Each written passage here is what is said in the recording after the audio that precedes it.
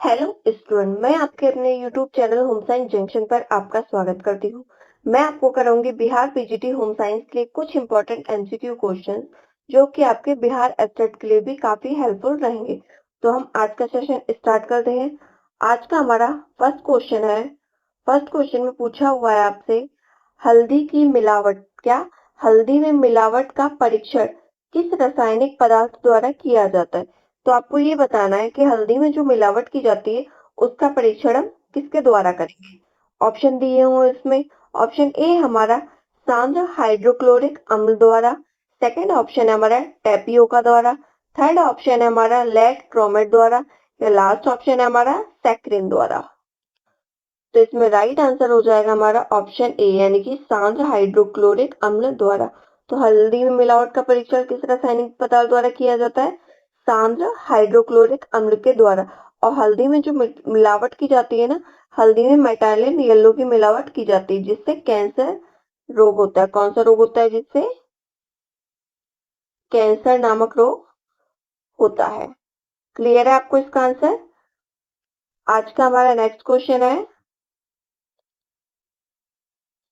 इस क्वेश्चन में पूछा हुआ है आप लोगों से कि निम्न में सामान्यता कौन सा संतुलित आहार के लिए आवश्यक नहीं है? क्या पूछा है? निम्न में से सामान्यता कौन सा संतुलित आहार के लिए आवश्यक नहीं है?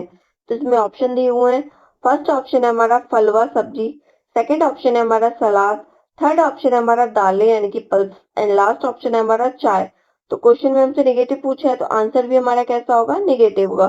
तो क्या होगा? संतुलित आहार में चाय आवश्यक नहीं होती। क्या नहीं होती? चाय आवश्यक नहीं होती।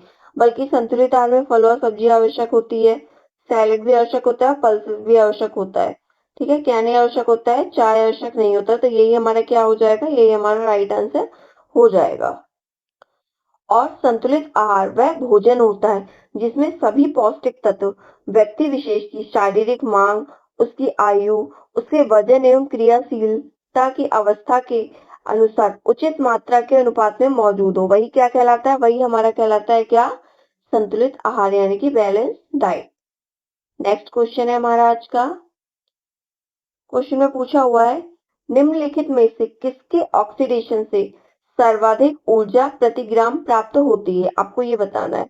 तो इसमें ऑप्शन दिया हुआ है। फर्स्ट ऑप्शन है हमारा वसा यानी कि फैट। सेकंड ऑप्शन है हमारा प्रोटीन। थर्ड ऑप्शन है हमारा ग्लूकोज। एंड लास्ट ऑप्शन क्या है हमारा? ग्लाइकोजन। तो सबसे ज्यादा एनर्जी हमें किससे प्राप्त होती है? सबसे ज्यादा एनर्जी हमें फैट से प्राप्त होती है यानी कि वसा से। ठीक है, क्लियर है आपको ये? तो 1 ग्राम वसा से हमें कितनी 1 ग्राम वसा से हमें 9 केसीएल एनर्जी प्राप्त होती है। कितनी? 9 कैलोरी ऊर्जा प्राप्त होती है। किससे? 1 ग्राम वसा से। और 1 ग्राम प्रोटीन से कितना प्राप्त होता है हमें एनर्जी? 1 ग्राम प्रोटीन से हमें 4 केसीएल एनर्जी प्राप्त होती है। कितनी? 4 केसीएल। और 1 ग्राम कार्बोहाइड्रेट से होता है। कार्बोहाइड्रेट को हम सीएचओ भी लिखते हैं। क्या है? 1 ग्राम कार्बोहाइड्रेट से भी हमें 4 केसीएल एनर्जी प्राप्त होती है। ठीक है, तो आपको क्लियर है? ये वसा से कितनी होती है? 1 ग्राम से 9 केसीएल। प्रोटीन से होती है 1 ग्राम से 4 केसीएल। एंड कार्बोहाइड्रेट के 1 ग्राम से 4 केसीएल एनर्जी प्राप्त होती है।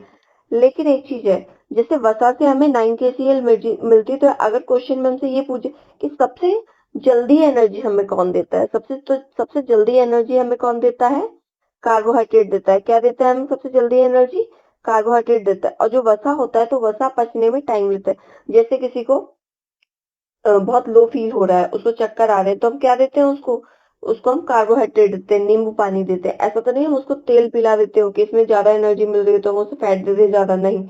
बल्कि हम क्या करते हैं? बल्कि हम उसे कार्बोहाइड्रेट देते हैं। कार्बोहाइड्रेट क्या करता है? कार्बोहाइड्रेट हमें इंस्टेंट यानी कि तुरंत एनर्जी प्रोवाइड करता है। ठीक है, पर सबसे ज्यादा एनर्जी मिलती है किससे? वसा से यानी कि फैट से। आज का नेक्स्ट क्वेश्चन है हमारा। क्वेश्चन में पूछा हुआ है कि विटामिन डी बढ़ाता है। आपको ये बताना है कि विटामिन डी क्या बढ़ाता है। ऑप्शन दिए हैं। आंत में कैल्शियम के अवशोषण को बढ़ाता है, दृष्टि को बढ़ाता है, बुद्धि को बढ़ाता है, या जल ग्रहण को। तो क्या है? विटामिन डी आंत में कैल्शियम के अवशोषण को बढ़ाता है। क्या करता है? आंत में कैल्शियम के अवशोषण को बढ़ाता है। और विटामिन डी की कमी से रिकेट्स नामक रोग होता है। कौन सा? विटामिन डी की कमी से रिकेट्स नामक रोग होता है। और हड्डियों से संबंधित जितने भी रोग होते हैं ना वो किससे होते हैं, वो विटामिन डी की कमी से होते हैं। नेक्स्ट क्वेश्चन है आज का हमारा। क्वेश्चन में पूछा हुआ है आयोडीन युक्त तेल के 1 ml इंजेक्शन से बचाव हो सकता है। तो आयोडीन युक्त तेल के 1 ml इंजेक्शन से कितने टाइम तक बचाव हो सकता है? ऑप्शन दिए हुए इसमें। फर्स्ट ऑप्शन है 1 वर्ष तक, सेकंड ऑप्शन है 1 से 2 वर्ष तक, थर्ड ऑप्शन है 3 से 5 वर्ष तक एंड लास्ट ऑप्शन है सारे जीवन तक। ठीक है, 1 ml इंजेक्शन है आयोडीन का, 1 वर्ष तक ही क्या करेगा, ये बचाव करेगा। तो इसमें ऑप्शन नंबर ए हमारा राइट आंसर हो जाएगा, यानी कि 1 वर्ष तक। ध्यान रखिएगा, 1 ml इंजेक्शन 1 वर्ष तक बचाव। ठीक है, नेक्स्ट क्वेश्चन है हमारा आज का। क्वेश्चन में पूछा हुआ है उच्च जैविक मूल्य का प्रोटीन किसमें उपस्थित होता है? ठीक है, इसमें ऑप्शन दिए हुए हैं। ऑप्शन ए है दालों एवं फलियों में, सेकंड ऑप्शन है अंडे और मीट में, थर्ड ऑप्शन है अनाज और मिलेट में एंड लास्ट ऑप्शन है सब्जियों और फलों में। तो इसमें राइट आंसर हो जाएगा हमारा ऑप्शन ए, यानी कि दालों और फलियों में। उच्च जैविक मूल्य का प्रोटीन किस में उपस्थित होता है? दालों और फलियों। और जो दाल होती है, दाल हमारी द्विदलीय बीज होती है। क्या कहलाते हैं दाल हमारे? द्विदलीय बीज। आप लोगों ने देखा होगा दाल कैसी होती है, ऐसे 2 बीजों में होती है ना उपस्थित। ऐसे एक होल ग्रेन होता है, उसके अंदर दो दलीय बीज में उपस्थित होती है दाल, इसलिए इसको क्या कहते हैं? 2 दलीय बीज कहते हैं। नेक्स्ट क्वेश्चन है हमारा। क्वेश्चन में पूछा हुआ है कि ग्लूटेन एलर्जी के मरीजों को इसमें से क्या नहीं देना चाहिए? ठीक है, ऑप्शन दिए हुए हमारे गेहूं का आटा, सेकंड ऑप्शन है हमारा चावल, थर्ड ऑप्शन है भुट्टे का आटा एंड लास्ट ऑप्शन है हमारा चने दाल का आटा। तो इसमें राइट आंसर हो जाएगा हमारा ऑप्शन ए, यानी कि गेहूं का आटा। तो गेहूं गेहूं में पता है, गेहूं में ग्लूटेन नामक प्रोटीन होता है, तो इस वजह से ग्लूटेन एलर्जी वाले मरीजों को क्या नहीं देना चाहिए? गेहूं का आटा नहीं देना चाहिए। और ये ग्लूटेन एलर्जी किस पेशेंट को होती है? सीलिएक रोग को। किसको? सीलिएक रोग से, सीलिएक रोग के पेशेंट को कौन सी डाइट देती हैं? हम ग्लूटेन फ्री डाइट देते हैं उसे। कौन सी डाइट देते हैं हम? ग्लूटेन फ्री डाइट देते हैं, इसलिए उसको गेहूं का आटा हम नहीं देंगे। नेक्स्ट क्वेश्चन है हमारा। क्वेश्चन में पूछा हुआ है आप लोगों से कि अंडे में पाया जाने वाला पाइसीकरण एजेंट कौन सा है? आपको ये बताना है। तो इसमें ऑप्शन दिए हुए हैं। फर्स्ट ऑप्शन है एविडिन, सेकेंड ऑप्शन है लेसिथिन, थर्ड ऑप्शन है ओवल्ब्यूमिन एंड लास्ट ऑप्शन है लाइसिन। तो इसमें राइट आंसर हो जाएगा हमारा ऑप्शन बी, यानी कि लेसिथिन। तो अंडे में पाया जाने वाला पाइसीकरण एजेंट कौन सा होता है? लेसिथिन होता है।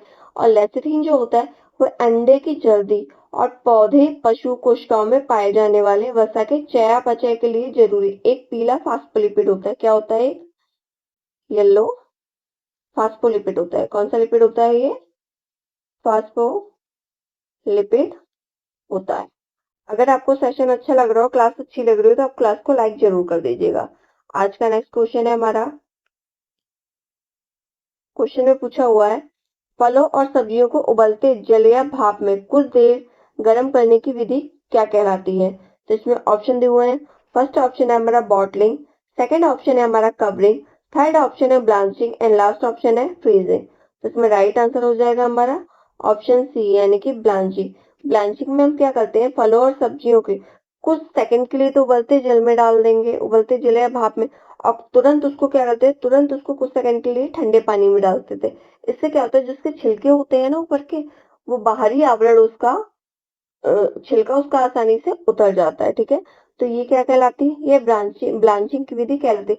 इससे क्या होता है, इसके से जो जीवाणु एक्टिव फॉर्म में होते हैं ना, वो निष्क्रिय अवस्था में आ जाते हैं। यानी कि क्या होता है, सक्रिय अवस्था से वो निष्क्रिय अवस्था में आ जाते हैं। नेक्स्ट क्वेश्चन है हमारा आज का। क्वेश्चन में पूछा हुआ है आप लोगों से कि कॉटन शब्द अरबी शब्द कोटोन या क्यूटून से लिया गया है, जिसका अर्थ क्या है? ऑप्शन दिए हुए।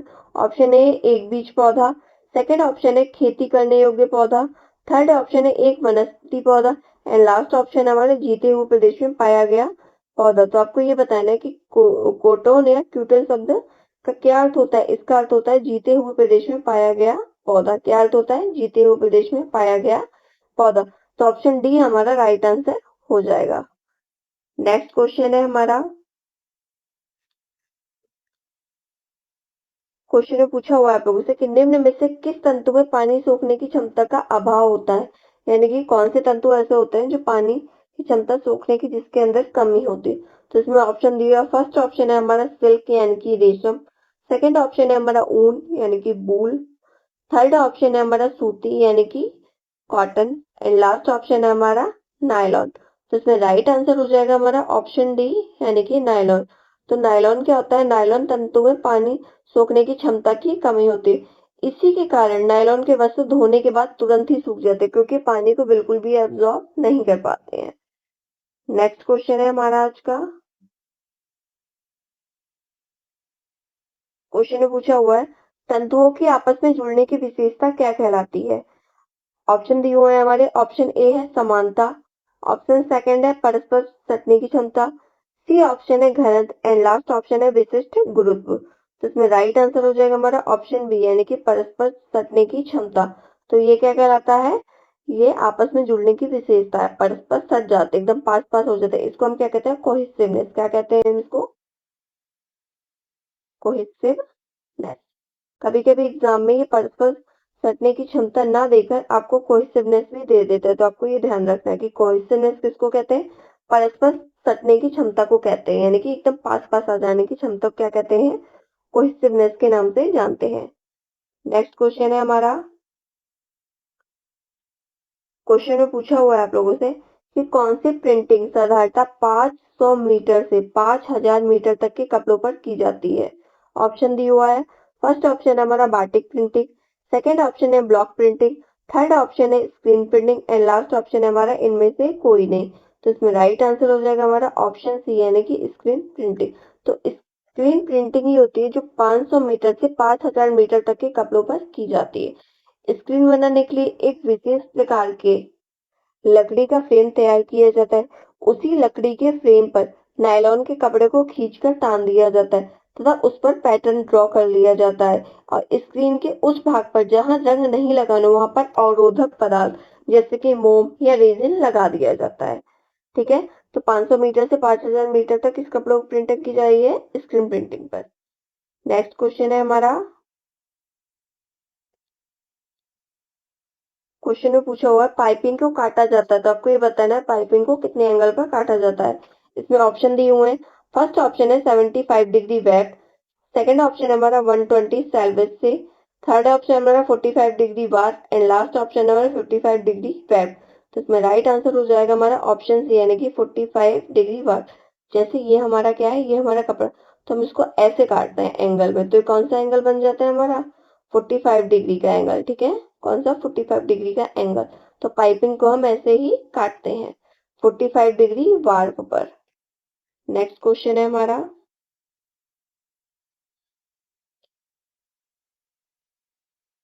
आपको ये बताना है कि ये एक मानसिक रोग है, इनमें से कौन सा है जो एक मानसिक रोग है। ऑप्शन दिए हुए हैं, फर्स्ट ऑप्शन है हमारा साइकोन्यूरोसिस, सेकंड ऑप्शन है फीवर यानी कि बुखार, थर्ड ऑप्शन है हमारा मधुमेह यानी कि डायबिटीज एंड लास्ट ऑप्शन है हमारा डेंगू। तो राइट आंसर क्या हो जाएगा हमारा मानसिक रोग। जैसे आप इसमें एलिमिनेशन भी लगा सकते हैं, बुखार तो होता नहीं है मानसिक रोग, डायबिटीज भी मानसिक रोग नहीं होता और ना ही डेंगू मानसिक रोग होता। तो मानसिक रोग क्या होता है, साइको न्यूरोसिस होता है। क्या होता है, साइको न्यूरोसिस नाम की बीमारी एक मानसिक रोग होती है। और डेंगू में क्या होता है, डेंगू में प्लेटलेट जो होती है बहुत ज्यादा कम हो जाती है। नेक्स्ट क्वेश्चन है आज का हमारा। क्वेश्चन में पूछा हुआ है खाने की मेज पर पानी का जग किस स्थान पर रखेंगे। ऑप्शन दिया हुआ है, फर्स्ट ऑप्शन है हमारा मध्य में, सेकंड ऑप्शन है किनारे में, थर्ड ऑप्शन है हमारा साइड टेबल पर एंड लास्ट ऑप्शन है हमारा रसोई गृह में यानी कि किचन में। तो राइट आंसर क्या हो जाएगा इसमें, राइट आंसर हो जाएगा हमारा ऑप्शन ए यानी कि मध्य में, बीच में। तो खाने की मेज पर पानी का जग कहाँ रखेंगे, जैसे खाने की टेबल है, पानी के जग हम कहाँ रखेंगे, बीच में रखेंगे, जिससे क्या होगा, जिससे सभी सदस्यों को आसानी हो पानी का जग, जो सदस्य यहाँ बैठा होगा वो भी आसानी से ले सकता है, जो यहाँ बैठा होगा वो भी आसानी से ले सकता है। ठीक है, तो कहाँ रखना होगा आपको, मध्य में रखेंगे, तो बैठे हुए सारे सदस्य क्या करेंगे, आसानी से जग को उठा सकते हैं। और अगर जग को यहाँ साइड में रख दिया जाए तो क्या होगा, पानी के जग के गिरने की संभावना रहेगी और कोई भी व्यक्ति आसानी तक पहुंच नहीं पाएगा। नेक्स्ट क्वेश्चन है हमारा आज का। क्वेश्चन में पूछा हुआ है मानसिक आय का संबंध मुख्य रूप से किससे होता है, आपको ये बताना है। तो इसमें ऑप्शन दिए हुए हैं। फर्स्ट ऑप्शन है हमारा मुद्रा से, सेकंड ऑप्शन है हमारा संतोष से, थर्ड ऑप्शन है हमारा काले धन से एंड लास्ट ऑप्शन है हमारा उपरोक्त सभी से। तो इसमें राइट आंसर हो जाएगा हमारा ऑप्शन बी यानी कि संतोष। तो मानसिक आय का संबंध मुख्य किससे होता है, संतोष से यानी कि सेटिस्फैक्शन से होता है। नेक्स्ट क्वेश्चन है हमारा, और इस क्वेश्चन के बारे में मैं एक चीज और बता दूं कि जो मानसिक आय होती है ना, तो मानसिक आय को क्या है, मापा नहीं जा सकता। क्या नहीं किया जा सकता, मानसिक आय को मापा नहीं जा सकता। ये व्यक्ति के रहन सहन के स्तर से बहुत संबंधित होता है, साथ ही व्यक्ति द्वारा प्राप्त ज्ञान से भी संबंधित होता है। ठीक है। नेक्स्ट क्वेश्चन है हमारा, क्वेश्चन में पूछा हुआ परिवार क्या है। परिवार एक समूह है, या परिवार एक समुदाय है, या परिवार एक सामाजिक संस्था है, या परिवार एक भीड़ है। तो परिवार क्या है, परिवार एक सामाजिक संस्था है। तो ऑप्शन बी हमारा ऑप्शन सी हमारा राइट आंसर हो जाएगा। क्या, परिवार क्या है, परिवार एक सामाजिक संस्था है। तो परिवार एक सामाजिक संस्था है तथा परिवार एक सार्वभौमिक इकाई है। क्या है, सार्वभौमिक इकाई है, सार्वभौमिक इकाई है।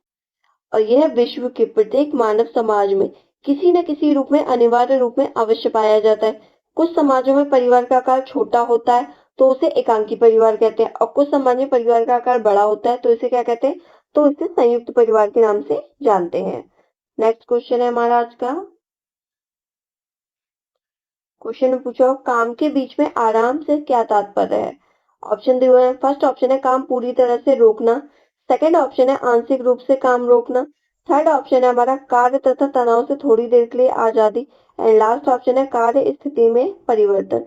तो इसमें राइट आंसर क्या हो जाएगा हमारा, इसमें राइट आंसर हो जाएगा हमारा कार्य तथा तनाव से थोड़ी देर के लिए आजादी। यह क्या होता है, यह काम के बीच आराम से तात्पर्य होता है। क्या, कार्य तथा तनाव से थोड़ी देर के लिए आजादी क्या कहलाता है, आराम कहलाता है।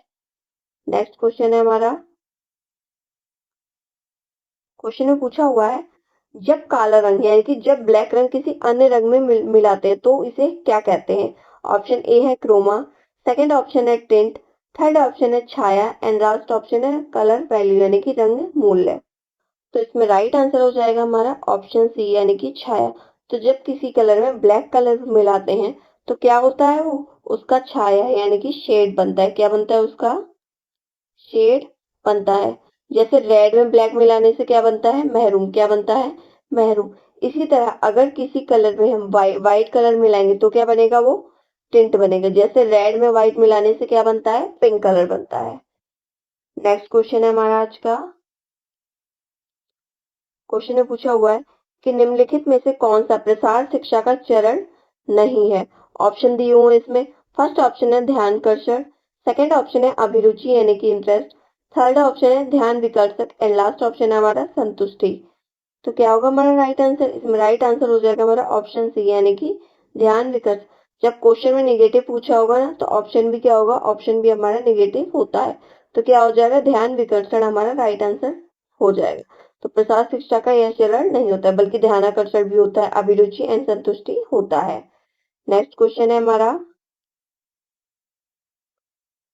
क्वेश्चन में पूछा हुआ है आप लोगों से किशोरावस्था के प्रमुख लक्षण क्या होते हैं। ऑप्शन दिए हुए हैं शारीरिक परिवर्तनों का तीव्र होना, सेकंड ऑप्शन है हमारा स्थल क्रियात्मक कौशल का विकास, थर्ड ऑप्शन है हमारा दूसरों पर निर्भर रहना एंड लास्ट ऑप्शन है हमारा शारीरिक भिन्नता का विकास। तो इसमें राइट आंसर हो जाएगा हमारा शारीरिक परिवर्तनों का तीव्र होना। यह किसका प्रमुख लक्षण होता है, यह किशोरावस्था का प्रमुख लक्षण होता है। और किशोरावस्था से क्या तात्पर्य होता है, किशोरावस्था से तात्पर्य होता है परिपक्वता की ओर ले जाना। क्या होता है किशोरावस्था से तात्पर्य, परिपक्वता यानी कि मैच्योरिटी की ओर ले जाने वाली अवस्था। क्या हो जाएगा, परिपक्वता की ओर ले जाने वाली अवस्था, ये किसे या किशोरावस्था होती है। ठीक है।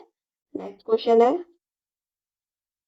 अगर आपको क्लास अच्छी लग रही हो, क्वेश्चन समझ में आ रहे हो तो आपको क्लास को लाइक कर दीजिए, शेयर कर दीजिए और चैनल को सब्सक्राइब जरूर कर लीजिएगा। और ये जो क्वेश्चन है ये आपके बिहार पीजीटी, बिहार एस्टेट दोनों के लिए बहुत ज्यादा हेल्पफुल रहेंगे। और जितने भी टीजीटी पीजीटी एग्जाम होते हैं ना, सबके लिए हेल्पफुल रहेगा, क्योंकि आने तो होम साइंस ही है ना, कहीं बाहर से तो क्वेश्चन बनेंगे नहीं, क्वेश्चन तो आपके होम साइंस से ही बनेंगे।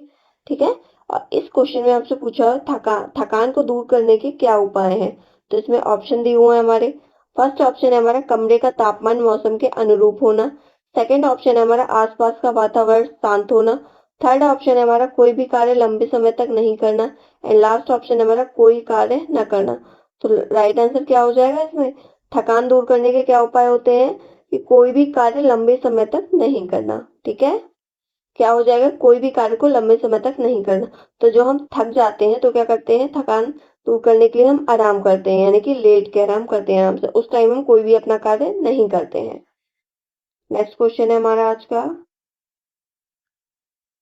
क्वेश्चन में पूछा हुआ है कोलेस्ट्रम क्या है। ऑप्शन दिया हुआ है। फर्स्ट ऑप्शन है फार्मूला दूध। सेकंड ऑप्शन है शारीरिक वसा। थर्ड ऑप्शन हमारा प्रथम स्तन दूध। एंड लास्ट ऑप्शन है हमारा फैटी एसिड। तो इसमें राइट आंसर हो जाएगा हमारा प्रथम स्तन दूध। क्या कहलाता है, कोलेस्ट्रम कहलाता है। इसमें बहुत सारे एंटीबायोटिक होते हैं जो कि बच्चे के लिए बहुत ही ज्यादा लाभदायक होते हैं। ठीक है, तो कोलेस्ट्रम क्या होता है, प्रथम स्तन दूध होता है। नेक्स्ट क्वेश्चन है हमारा। क्वेश्चन में आप लोगों से पूछा हुआ है कि नवजात शिशु के तलवे पर पंजे से एड़ी की तरफ सहलाने पर उसके पैर की उंगलियां खुल जाती है, यह अभिव्यक्ति क्या दर्शाती है, क्या कहलाती है ये। ऑप्शन दी हो हमारे। फर्स्ट ऑप्शन है पामर ग्राफ। सेकंड ऑप्शन है हमारा मोरो। थर्ड ऑप्शन है रूटिंग। एंड लास्ट ऑप्शन क्या है, बेमिंस्की। तो जब नवजात शिशु के तलवे पर पंजे से एड़ी तक की तरफ सहलाया जाता है तो बच्चा क्या करता है, बच्चा पैर की उंगलियों को, उसकी पैर की उंगलियां खुल जाती हैं। यह व्यक्ति क्या कहलाती है, यह कहलाती है बेवेंस्की। क्या कहलाती है, ये बेवेंस्की रिफ्लेक्स कहलाता है। ठीक है, क्लियर है आपको इसका आंसर। नेक्स्ट क्वेश्चन है हमारा। क्वेश्चन में पूछा हुआ है कैल्शियम किसके लिए आवश्यक है। ऑप्शन दिए हुए हैं इसमें। स्वस्थ अस्थियां के लिए, स्वस्थ गुर्दे के लिए, स्वस्थ त्वचा के लिए, या स्वस्थ यकृत के लिए।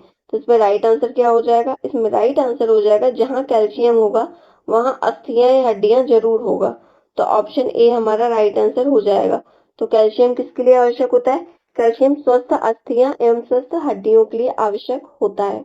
ठीक है, आप लोग कमेंट सेक्शन में जरूर बताइएगा कि आपको क्वेश्चंस कैसे लगे। नेक्स्ट क्वेश्चन है आपका। क्वेश्चन में पूछा हुआ है ध्वनि या शोर की इकाई क्या है। ऑप्शन दिए हुए हैं इसमें। ऑप्शन ए है कैलोरी। सेकंड ऑप्शन है मीटर। थर्ड ऑप्शन है डेसिबल। एंड लास्ट ऑप्शन है हमारा डेसीमीटर। तो इसमें राइट आंसर क्या हो जाएगा, इसमें राइट आंसर हो जाएगा हमारा ऑप्शन सी यानी कि डेसिबल। तो ध्वनि या शोर की इकाई क्या है, डेसिबल है। मनुष्य के कान जो होते हैं ना, तो मनुष्य के कान 0 से लेकर 180 डेसिबल तक ही ध्वनि की तीव्रता के प्रति संवेदी होते हैं। कितने, 0 से लेकर 180 डेसिबल। नेक्स्ट क्वेश्चन है हमारा। क्वेश्चन में आप लोगों से पूछा हुआ है कि जैसा कि सुप्रीम कोर्ट द्वारा निर्देशित है कि प्राथमिक स्कूल में दिया जाने वाला मिड डे भोजन ऐसा होना चाहिए। तो आपको ये बताना है कि सुप्रीम कोर्ट द्वारा क्या निर्देशित है कि स्कूल, प्राइमरी स्कूल में जो मिड डे मील भोजन दिया जाता है ना, वह कैसा होना चाहिए। ऑप्शन दिए हैं उसमें। पौष्टिक रूप से तैयार किया गया भोजन। सेकंड ऑप्शन है हमारा खाने के लिए तैयार भोजन। थर्ड ऑप्शन हमारा finger food. And last option है हमारा गर्म पका हुआ खाना। तो इसमें राइट आंसर क्या हो जाएगा हमारा, राइट आंसर हो जाएगा हमारा इसमें क्या हो जाएगा, आप लोग बताइए। इसमें राइट आंसर हो जाएगा हमारा पौष्टिक रूप से तैयार किया गया भोजन। तो सुप्रीम कोर्ट द्वारा निर्देशित है कि प्राथमिक स्कूल में दिया जाने वाला मिड डे मील कैसा होना चाहिए, पौष्टिक रूप से तैयार किया हुआ होना चाहिए। इसमें पर्याप्त मात्रा में प्रोटीन, खनिज लवण, विटामिन, वसा आदि की मात्रा होनी चाहिए, जिससे बच्चों का क्या हो सके, जिससे बच्चों का विकास हो सके। क्या हो सके, बच्चों का विकास, वृद्धि एवं विकास हो सके, यानी कि ग्रोथ एंड डेवलपमेंट हो सके। नेक्स्ट क्वेश्चन है आज का हमारा, ये आज का हमारा सेकंड लास्ट क्वेश्चन है। क्वेश्चन में पूछा उत्तम स्वास्थ्य के लिए क्या आवश्यक है। ऑप्शन दिए हुए हैं हमारे। वातावरण स्वच्छता, शारीरिक स्वच्छता, इनमें से कोई नहीं या इनमें से दोनों। तो क्या होता है जरूरी, तो उत्तम स्वास्थ्य के लिए वातावरण के लिए स्वच्छता भी जरूरी होती है और शारीरिक स्वच्छता भी जरूरी होती है। तो इसमें राइट आंसर हो जाएगा हमारा ऑप्शन डी यानी कि इनमें से दोनों। ठीक है, क्या वातावरण स्वच्छता भी जरूरी होती है, हमारी खुद की शरीर की सफाई भी जरूरी होती है। व्यक्तिगत स्वच्छता के अंतर्गत जैसे इसमें शारीरिक स्वच्छता दी है ना, तो व्यक्तिगत स्वच्छता के अंतर्गत हमारे शरीर तथा उसके अंगों की सफाई आ जाएगी। और वातावरणीय स्वच्छता का संबंध हमारे घर, आस पड़ोस तथा सार्वजनिक स्थलों की स्वच्छता से है। ठीक है, आज का हमारा लास्ट क्वेश्चन है। क्वेश्चन में पूछा हुआ है आप लोगों से कि विष खाने वाले व्यक्ति की पहली पहचान क्या होती है। इसमें ऑप्शन दिए हुए हैं। फर्स्ट ऑप्शन है पुतलियों का सिकुड़ जाना या फैल जाना। सेकंड ऑप्शन है व्यक्ति को नींद आना। थर्ड ऑप्शन है बुखार आना। एंड लास्ट ऑप्शन है व्यक्ति का चिल्लाना। तो यदि किसी व्यक्ति ने विष खा लिया है, यानी कि जहर खा लिया, तो उसकी जो आग की पुतलियां होती हैं वो सिकुड़ती या फैल जाती है। ठीक है, तो ऑप्शन ए क्या हो जाएगा हमारे इसमें राइट आंसर हो जाएगा। क्या हो जाएगा? जहर खाने वाले व्यक्ति की पहली पहचान होती है पुतलियां जो होती हैं उसके आग की वो सिकुड़ जाती हैं या फैल जाती है। तो ऐसे व्यक्ति की हम पहचान कर सकते हैं कि इसने क्या खाया है, इसने जहर खाया। और ऐसे व्यक्ति को उसके बाद में नींद भी आती है, तो व्यक्ति को सोने नहीं दिया जाता है। और बुखार नहीं होता है और ना ही व्यक्ति चिल्लाता है। ठीक है, तो पहला हमारा सिम्टम्स क्या होता है? पहली पहचान होती है पुतलियां सिकुड़ जाना या फैल जाना। एंड उसके बाद व्यक्ति को क्या होती है? व्यक्ति को नींद आने लग जाती है। तो आज का आप लोग भैया जरूर बताइएगा कि आपको आज का सेशन अच्छा लगा, क्वेश्चन समझ में आए आपके या नहीं है, ये आप लोग कमेंट सेक्शन में जरूर बताइएगा। और ये क्वेश्चंस आपके बिहार पीजीटी, बिहार एस्टेट दोनों के लिए हेल्पफुल रहेंगे और जितने भी टीजीटी पीजीटी एग्जाम होते हैं स्टेट के उनके लिए भी हेल्पफुल रहेंगे। तो हम आज का सेशन यही स्टार्ट करते हैं। आप लोग क्लास को लाइक कर दीजिएगा, शेयर कर दीजिएगा एंड चैनल को सब्सक्राइब जरूर कर दीजिएगा, जिससे आपको क्या हो सके, जिससे आपको time to time daily notification मिल सके। और ये class Monday to Saturday daily रात को होती है, कितने 8 PM पर, कितने 8 PM पर होती है। तो आप लोग डेली सेशन को अटेंड जरूर करिएगा। Thank you.